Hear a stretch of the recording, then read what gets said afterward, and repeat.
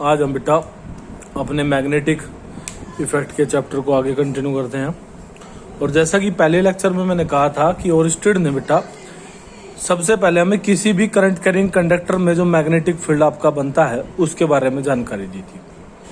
उसके बाद आए थे आपके बायोट सावर्ट। क्लियर बात? बायो सावर्ट ने इस चीज को आगे एक्सटेंड किया और तब उन्होंने हमें काफी सारी जानकारी दी। यानी कि ओरिस्टेड इस चीज को नहीं बता पाए थे कि भाई कितना मैग्नेटिक इफेक्ट होगा किसी भी करंट कैरिंग कंडक्टर की वजह से, तो इस चीज का जवाब दिया था बेटा बायोट सावर्ट ने। तो बायोट सावर्ट ने जो मैग्नेटिक फील्ड बताया वो कितना था, उसी के बारे में मैं डिस्कस करता हूं। उन्होंने कहा कि अगर कोई भी करंट कैरिंग कंडक्टर हमारे पास है, तो अगर कोई करंट कैरिंग कंडक्टर है हमारे पास, मैंने मान लिया बेटा ये कोई करंट कैरिंग कंडक्टर है जिसमें जो करंट है हमारा वो इस तरीके से वायर में ऊपर की तरफ को जा रहा है, ठीक है। और मान लिया जाए कि इस करंट कैरिंग कंडक्टर से कोई पॉइंट है, सपोज कीजिए आपका पी पॉइंट है ये, जहां पे आपको मैग्नेटिक जो फील्ड है, तो मान लिया ये कोई पी पॉइंट है बेटा, इस पे आपको देखना है कि मैग्नेटिक फील्ड सबसे पहले तो होगा या नहीं होगा। तो जाहिर सी बात है भाई, इसके अराउंड अगर कोई भी पॉइंट आपका आएगा चारों तरफ को वायर के, तो आप समझ सकते हैं कि मैग्नेटिक इफेक्ट तो होगा। अब बात आई कि वो कितना होगा, ठीक है, इस बारे में हमको आज डिस्कशन करना है, ठीक है। तो मेरी एक एक बात को बड़े ध्यान से समझना। सबसे पहले, क्योंकि मैग्नेटिक जो फील्ड होता है बेटा हमारा एक वेक्टर क्वांटिटी होती है, और अगर वेक्टर क्वांटिटी ये है तो हम देखेंगे कि इसका डायरेक्शन, सबसे पहले अगर हम देखें तो डायरेक्शन जो है मैग्नेटिक फील्ड का वो किधर को होगा बेटा। मैंने बताया था कि उसके लिए आप राइट हैंड जो आपका ग्रिप रूल होता है आप उसका यूज कर सकते हैं। तो ग्रिप रूल को अगर हम देखें तो ये अंगूठा किस में रहेगा बेटा, आपका करंट की डायरेक्शन में। तो ये जो उंगलियां होती हैं आपकी, ये जो उंगलियों का दबाव होता है बेटा, ये आपके मैग्नेटिक फील्ड की डायरेक्शन को बताएगा किसी भी पॉइंट पर।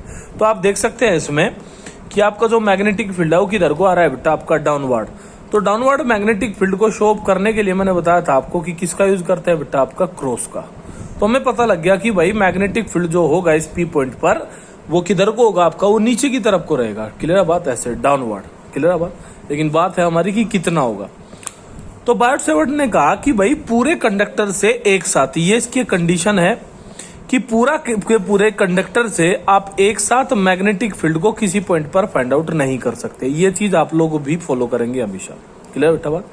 उन्होंने कहा कि अगर आपको किसी मैग्नेटिक फील्ड की आवश्यकता है तो आपको पहले उस कंडक्टर में से बेटा एक टुकड़ा जो है कट करना पड़ेगा, जिसकी वजह से आप सबसे पहले मैग्नेटिक फील्ड को फाइंड आउट करेंगे।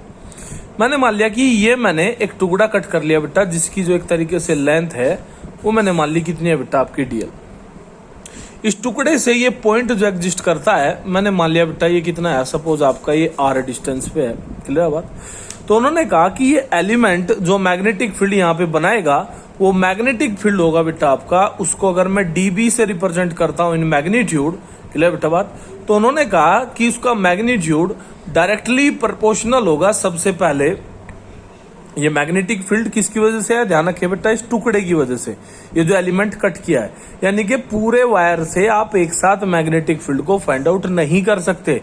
ये रिस्ट्रिक्शन है बायोट सावर्ट का, ध्यान रखिए इस बात को आप, ठीक है।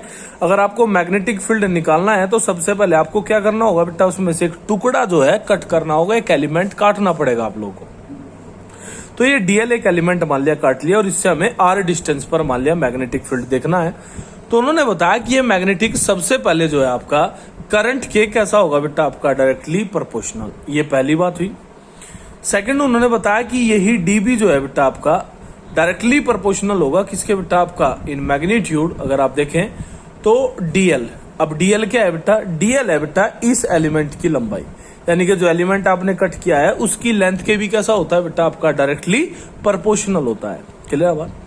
तीसरी चीज उन्होंने बताई कि जो डीबी का फिर से मैग्नीट्यूड है, ये जो आपका थीटा किस किस के बीच का थीटा है बेटा आपका, या तो आप करंट कह लो या फिर एलिमेंट की लेंथ कह लो, और जिस पॉइंट तक की जो डिस्टेंस है आपके एलिमेंट से, इन दोनों के बीच का एंगल होता है ये थीटा। इसको भी आप लोग हमेशा याद रखें, एलिमेंट और जो आपका बीच का डिस्टेंस है पॉइंट पी तक, इन दोनों के बीच का एंगल। तो उन्होंने कहा कि इसके साइन के भी कैसा होता है, ये डायरेक्टली प्रोपोर्शनल। और फोर्थ और लास्ट उन्होंने बताया कि ये जो आपका आर है, इसके स्क्वायर के साथ कैसा होता है बेटा आपका इनवर्सली प्रोपोर्शनल। तो मेरे ख्याल में बेटा बात समझ में आई होगी सारी की सारी।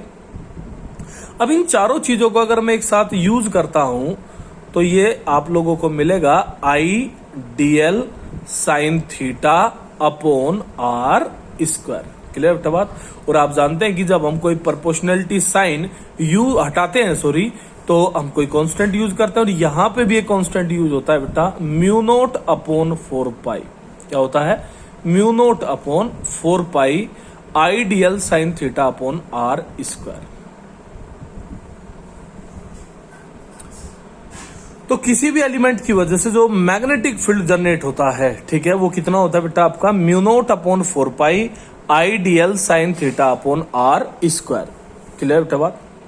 अब बात आई यहां पे कि ये जो म्यू नोट अपॉन 4 पाई है, सॉरी क्या है बेटा, म्यू नोट अपॉन 4 पाई जो है, सबसे पहले इसका वैल्यू मैं आपको बता देता हूं। ये होता है बेटा 10 टू द पावर -7।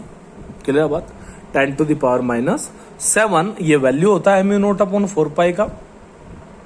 और सेकंड अगर मैं बात करूं यहीं पे, अब बात आती है कि भाई ये म्यू नोट क्या है। ये म्यू नोट बेटा एप्सिलॉन नोट के जैसा ही होता है, ठीक है। वो क्या थी? वो थी आपकी परमिटिविटी इन फ्री स्पेस और वैक्यूम। ये क्या होती है बेटा? ये होती है permeability, permeability in free space और वैक्यूम। क्लियर बेटा बात। उसको क्या कहते थे? परमिटिविटी। इसको क्या बोलते हैं? आपकी परमेबिलिटी। आई बात समझ में। तो ये परमेबिलिटी और परमिटिविटी का एक ही मीनिंग है, यानी कि अगर किसी मीडियम में, यानी कि जैसे यहां पे फिलहाल तो क्या है बेटा आपकी एयर है, अगर यहां पे कोई मीडियम बन जाए तो उस मीडियम का जो इफेक्ट हमें बताती है वो क्या होती है बेटा? वो ये परमेबिलिटी ही होती है यहाँ पे। जैसे वहां पे एप्सिलॉन नोट होता था, क्लियर बात, यहाँ पे म्यू नोट होता है। यानी कि अगर किसी मीडियम के लिए आप बात करोगे तो ये जो आपका म्यू एम है ये भी कितना हो जाएगा बेटा आपका? ये k टाइम्स ही हो जाता है। किसका? अपनी फ्री स्पेस की वैल्यू का, यानी कि जो आपकी 4 pi into 10 to the power -7 value आएगी। बात समझ में आई होगी। क्लियर बात। तो इसको ध्यान रखें बेटा, इसको क्या बोलते हैं आपका? इसको बोलते हैं permeability in free space. Clear बेटा बात। यहीं पे अगर मैग्नेटिक फील्ड की मैं डेफिनेशन की बात करता हूं इसी वीडियो में, तो मैग्नेटिक फील्ड जो होता है हमारा, उसको भी मैं बेटा एक बार समझा देता हूं। वैसे तो आप जानते ही हैं, इसी वजह से मैंने थोड़ा बताया नहीं था, लेकिन मैं बता देता हूं। मैग्नेटिक जो फील्ड होता है, तो आप लोगों ने देखा, ये तो पता ही है कि भाई किसी भी कंडक्टिंग वायर या मैग्नेट से चारों तरफ को जो एक तरीके से स्ट्रॉन्गेस्ट फोर्स जो किसी भी मैग्नेट को या लोहे के टुकड़े को अपनी तरफ को खींच सके या फिर रिपेल कर सके, उसी को हम क्या बोलते हैं बेटा आपको? उसको हम मैग्नेटिक फील्ड बोलते हैं। तो क्वांटिटिवली अगर बात करें तो जैसे हमने फॉर्मूला प्रूव किया था फोर्स का, तो फोर्स का फॉर्मूला क्या था बेटा आपका? QVB sine theta. बात क्लियर है। तो यहां से अगर आप मैग्नेटिक फील्ड को देखते हैं B को, तो ये कितना हो जाएगा बेटा आपका? QV साइन थीटा हो जाएगा।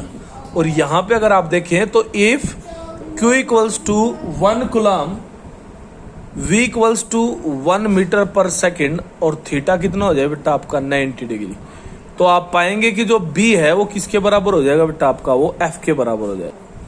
तो आप इसमें देख सकते हैं बेटा कि किसी भी यूनिट चार्ज को यूनिट वेलोसिटी के साथ, ठीक है, कितने डिग्री एंगल पे बेटा आपका? 90 डिग्री एंगल पे जो फोर्स लगता है चार्ज के ऊपर, यूनिट चार्ज के ऊपर, वही क्या होता है बेटा आपका? उसी को हम मैग्नेटिक फील्ड बोलते हैं। ठीक है, क्वांटिटेटिवली अगर हम बात करें, बात क्लियर है। मैग्नेटिक फील्ड की यूनिट भी बेटा आप ध्यान रखें, जो यूनिट होती है मैग्नेटिक फील्ड की ऐसा यूनिट वो होती है बेटा, एक होती है टेस्ला, इसको रिप्रेजेंट किया जाता है कैपिटल T से। दूसरी होती है बेटा आपकी वेबर पर मीटर स्क्वायर, क्या बोलते हैं इसको? वेबर पर मीटर स्क्वायर। क्लियर बेटा बात? ये होती है एम केस में, दोनों यूनिट किस में होती है बेटा? ये आपकी एम केस में। यहीं पे अगर सीजीएस में बात मैं करता हूं तो सीजीएस में यूनिट होती है बेटा आपकी गोस, मैग्नेटिक फील्ड की यूनिट गोस होती है सीजीएस सिस्टम में। क्लियर बेटा बात? और फिर आप देख सकते हैं कि जो आपका बायोट-सैवर्ट लॉ है, यानी कि मैग्नेटिक फील्ड कितना होगा, इस चीज का डिस्कशन किसने किया बेटा? आपका बायोट-सैवर्ट, जो आपके साइंटिस्ट थे उन्होंने। क्लियर बात? उन्होंने इस बारे में डिस्कस किया। और आप लोगों को बताया कि जो आपका डीबी है वो किसके बराबर होगा बेटा, mu naught upon 4 pi IDL sine theta upon r square. और ये भी हमें हमेशा याद रखना है कि बायोट सावर्ट जब भी हम यूज करेंगे बेटा, हम हमेशा एक एलिमेंट को कंसिडर करेंगे, तब हम इस फॉर्मूले को लगा सकते हैं। ठीक है, एक पूरे बड़े कंडक्टर के लिए आप इसको यूज नहीं कर सकते। जैसे इलेक्ट्रिक फील्ड में पॉइंट चार्ज होता था, याद होगा मेरे ख्याल में। अब आप सोचने लगे सर फिर पूरे बड़े के लिए क्या काम किया जाएगा, तो बेटा उसको हम कल की वीडियो में डिस्कस करेंगे। ठीक है, आप लोग आज इसको अच्छे से तैयार करें। क्लियर बेटा बात।